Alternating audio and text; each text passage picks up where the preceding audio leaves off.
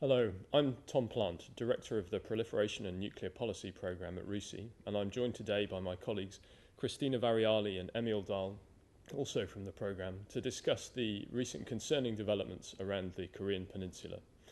So, as you'll have seen in the news, there's been significant developments over the last month or so, starting off with the first test launches of intercontinental ballistic missiles, two last month into the Sea of Japan.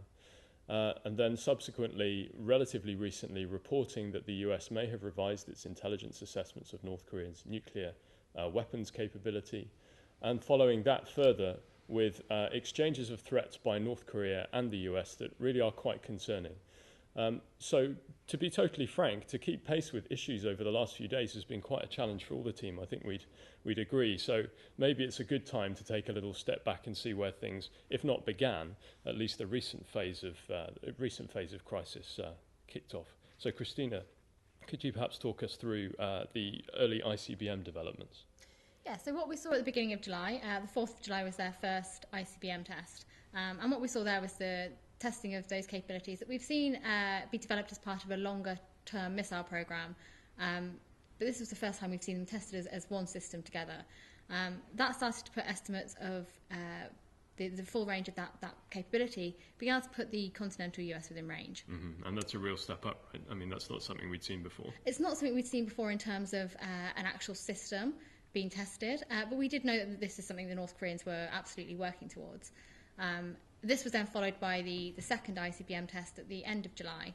And again, very similar system was tested, but this time a few developments were made, a few changes to the system, which meant the assessed full capacity of the range of that missile was deemed to be a little bit longer, therefore putting a greater span of continental US in range, possibly even as far east as New York. Right, and so this is quite a big deal for North Korea's sort of strategic intent, isn't it? But I think the point you made there about this sort of being something that's expected, it's part of its program is kind of critical, wouldn't you say? And, the development that we saw relatively recently, the assessment of the US about its North Korea's weaponization capability perhaps fits into that package as well. I mean, Emil, what do you think about that?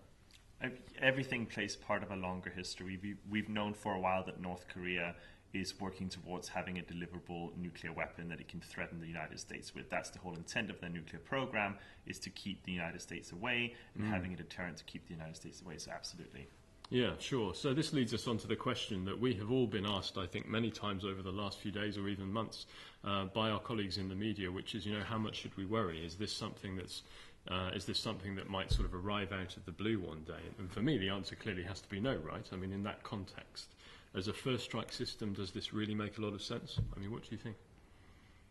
So I think that the major concern I have with the North Korean developments recently have been that there doesn't seem to be an approach to stabilise the risk and tension within the region. The US approach that we've seen so far seems to still be focusing on tools that were more applicable prior to the crossing of the ICBM threshold, and haven't necessarily adapted to reassess the capabilities that North Korea has, how far their program has come, in order to ensure that actually we're approaching it in the right way and not still trying to achieve goals that actually are maybe now a little bit more redundant, such as denuclearisation. Right, so I was going to say you're alluding to sanctions, economic pressure and denuclearisation. Now, Emil, obviously you focus very heavily on the sanctions side of things. I mean, I think that people who've read my work before will know that I'm a little bit sceptical about the prospect of economic sanctions coercing sort of serious change in North Korea.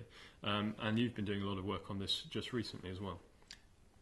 Yes. So on one hand, it is a valid question to ask, well, now North Korea has progressed so far in their nuclear program, is sanctions really worthwhile pursuing anymore?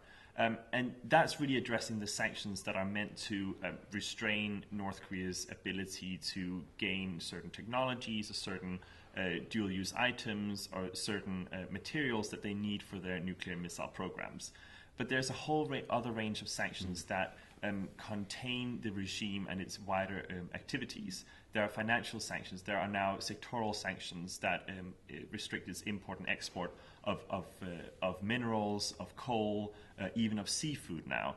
And what that does is meant to limit the revenue that the regime can earn abroad, and that constrains the regime and isolates it further from the international community. So there is still some value in sanctions, but it's a value question to ask.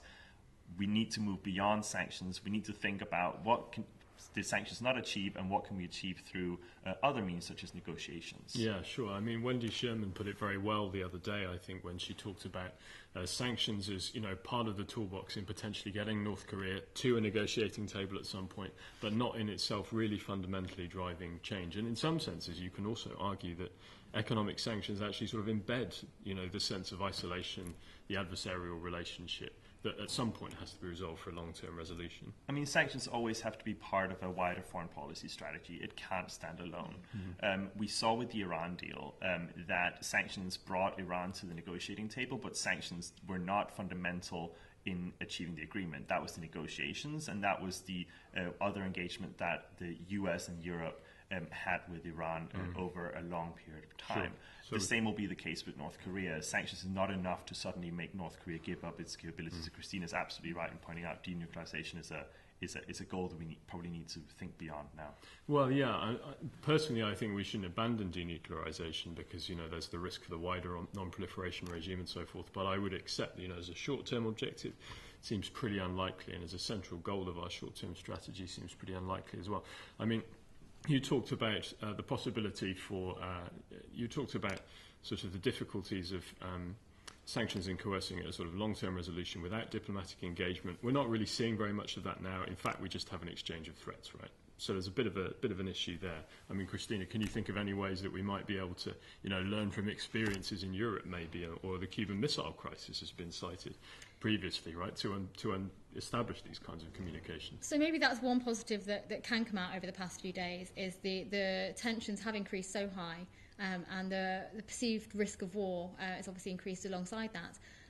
So maybe that was the shock that some policymakers needed in order to think, actually, this is quite a dangerous and destabilising situation. Sure. How can we progress and move forward to open those channels of communication? And that doesn't necessarily have to be a friendly and warm relationship between the US and North Korea. No, indeed. But seems unlikely, right? Yeah, absolutely.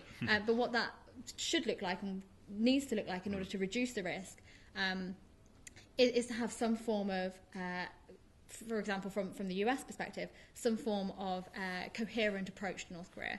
So the North Korean regime aren't getting mixed messages about regime change.